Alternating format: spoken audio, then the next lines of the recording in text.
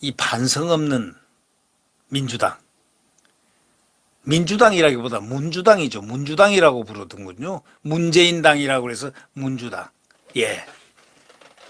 자, 이제 자기네 당들이 이제 난리가 났습니다. 문주당의 국정원장을 했던 박지원, 자생당사라는 말을 썼습니다. 자기는 살고 당을 주겠다 하고 드디어 이제 이재명을 목을 조르기 시작했습니다. 이원욱은 이렇게 표명했습니다. 상처뿐인 영광이다. 이재명은 그냥 완전히 당이 전부 다 일어나서 지금 겨냥을 하고 있습니다. 화살을 쏘고 있습니다. 당이 살고 자기 죽어야 국민이 감동할 텐데 거꾸로 당을 죽이고 자기 혼자만 사는 이게 감동은 고사고 저주와 증오를 받을 길밖에 더 남았느냐 하는 그런 뜻 아니겠습니까? 그러니까 이석현 국회 부의장을 했던 민주당의 사람은 그 사람은 민주당입니다. 문주당이 아니니까 그 사람은 뭐라고 표현했느냐. 한 명 살고 다 죽었다. 책임 큰 사람들 다 물러나 하고 외쳤습니다. 자, 이런 소리가 지금 나올 정도가 된다면 이게 지금 어떠한 정치적인 대가를 치러야 된다는 사실을 알 겁니다. 자, 170 몇 석 가지고 함부로 국민을 우롱하고 농락하고 법을 우롱하고 농락하고 검수완박을 만들었던 이자들, 소위 문주당원들, 그들은 앞으로 어떻게 살아나갈 수 있겠습니까?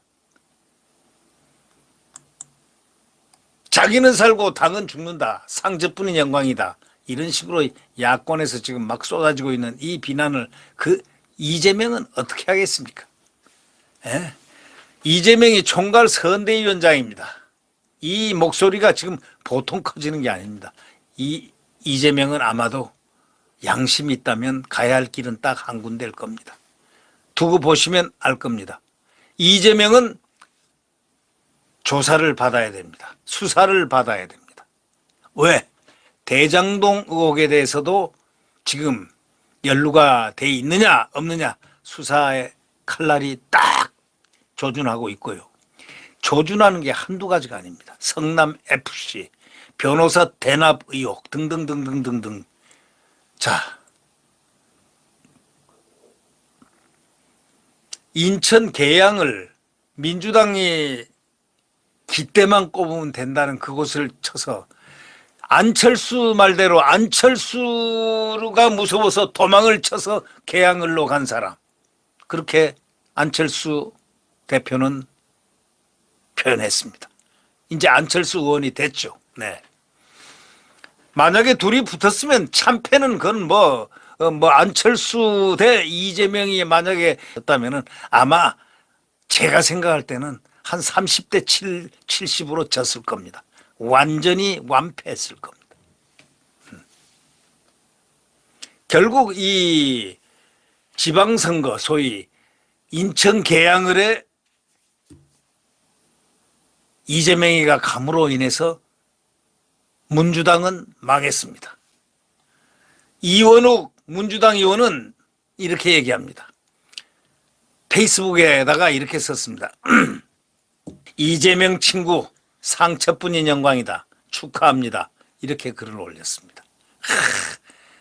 무서운 말이죠. 이재명 친구 상처뿐인 영광 축하합니다. 이런 글을 올렸습니다. 지방선거에서 당 전략공천위원장을 지낸 이원욱 의원은 이 장문의 글을 올려가지고 민주당의 패인을 분석했습니다. 그는 이렇게 얘기했습니다. 이재명 후보는 본인의 당선을 최선의 가치로 여기고 계양으로 도망갔다. 이렇게 말하면서 이 위원장의 계양을 출마가 패인 중에 하나다 하고 직격탄을 날렸습니다. 아까도 말했지만 박지원은 이렇게 얘기했습니다. 출구조사 발표 직후에 페이스북에 글을 올렸는데 자생당사, 자기는 살고 당을 주겠다. 이런 말이 당내에 유행한다더니 국민의 판단은 항상 정확하다. 이렇게 얘기를 했습니다. 박 전 원장은 일본 항공이 방만한 경영으로 상장 폐지되었다가 3년간 피나는 구조조정 후에 다시 상장하여 회장이 망하니까 보이더라 했다면서 당생자사, 당이 살고 자기가 죽어야 국민이 감동하지 않느냐 하면서 신랄하게 비난을 했습니다. 김혜영 전 민주당 의원은 이렇게 얘기했습니다. 개표 방송에서 이렇게 얘기했습니다. 계양을은 민주당 지지세가 높은 곳이기 때문에 거기서 이재명 위원장이 당선되는 게 큰 의미가 있는 행보가 아니지 않느냐. 국민이 보기에 송영길 전 대표와 이재명 국민이 보기에 어떻게 생각했느냐 이거죠. 예. 국민이 보기에 송영길 전 대표 또 이 위원장 출마 이게 국민들이 도대체 납득을 하겠느냐. 예? 그런 명분이 부족한 정치 출마를 하는 법이 어디 있냐. 좀 아프다 아파. 그러니까 또 재미나게 아까도 좀 말했지만은 그 이석현이란 전 국회 부의장도 민주당 출신이죠. 한 명 살고 다 죽었군요. 딱 간단합니다. 한 명 살고 다 죽었군요. 한탄 개탄을 했습니다. 자, 이 전 부의장은 지역주의 타파라는 신념을 위해 종로 국회의원을 포기하고 부산 험지에 나가 낙선했던 노무현이가 다시 생각이 나는 그런 밤이다. 그러면서 쇄신은 책임 큰 사람들이 물러나는 데서 시작해야 하지 않냐 하고 이렇게 얘기를 했습니다. 한편 이재명 위원장은 이날 인천 계양구 캠프 사무실에서 국민의 엄중한 질책을 겸허하게 수용하겠다 하면서 예상됐던 어려운 상황이긴 하지만 국민의 따가운 질책과 엄중한 경고를 낮은 자세로 겸허하게 잘 받듣도록 하겠다 이렇게 밝혔습니다. 그는 많이 부족했다. 좀 더 혁신하고 새로운 모습으로 국민 여러분들의 기대에 부응토록 최선을 다하겠다 이렇게 얘기했지만 그 말을 들은 당원들은 아마도 뻔뻔스러움이 하늘을 찌르고 있구나 이렇게 얘기할 것입니다. 이재명의 뻔뻔스러움, 이것을 몰랐던 이재명 지지자들의 그 모습, 알면서도 그를 옹호하는 그들의 모습, 그 사람들은 어떤 사람들입니까? 한번 묻고 싶습니다.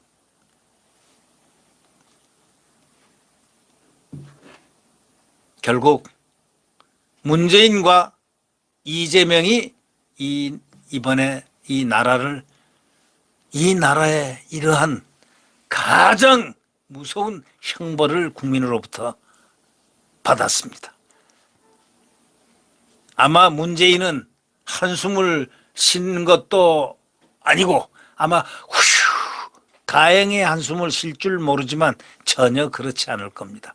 문재인은 아마도 오늘날의 이 민주당 검수완박을 만들어내고 했던 이 모든 일들, 헌법적 어떤 사실에 대해서 헌법을 훼손했던 부분들에 대해서 무한 책임을 져야 되는 지난 5년간의 대통령이었다는 사실을 잊어서는 안 됩니다.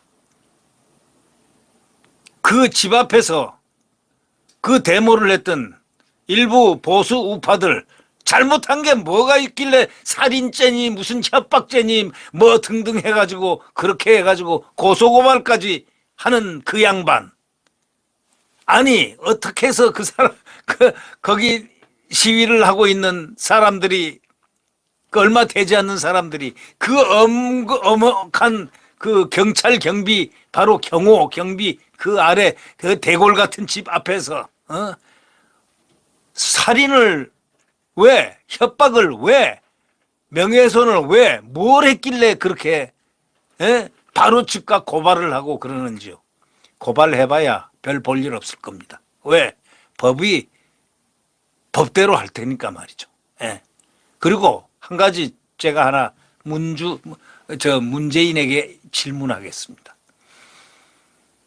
자, 그러는 사람이 이명박 대통령 집 앞에서 논현동 집 앞에서 4개월간 데모를 하고 꽹과리를 치고 심지어는 쥐새끼라는 얘기까지 막 확성기를 대놓고 하면서 그렇게까지 못된 짓을 했던 그때는 왜 참 가만히 보고만 있었습니까? 그래놓고 자기는 아니 별것도 아닌 지금 2주일밖에 더 됐습니까? 2주 못 참아가지고 그래 뭐 고소를 하는데 살인죄로 고소해요? 그분들이 누구를 죽이려 거기 내려갔습니까? 무슨 살인죄를 아무리 변호사라고 그래도 어떻게 그런 혐의를 씌웁니까? 바로 그것을 보면서 문재인의 양식을, 문재인이 어떤 사람이란 걸 벌써 어저께 선거가 어떤 결과로 검수완박의 결과가 어떻다리라는 것, 바로 그 결과가 나왔다. 이재명과 문재인의 합성 사진이 바로 참패의 그 얼굴입니다. 저는 그렇게 생각합니다. 네, 구독 버튼과 엄지를 눌러주시면 감사하겠습니다.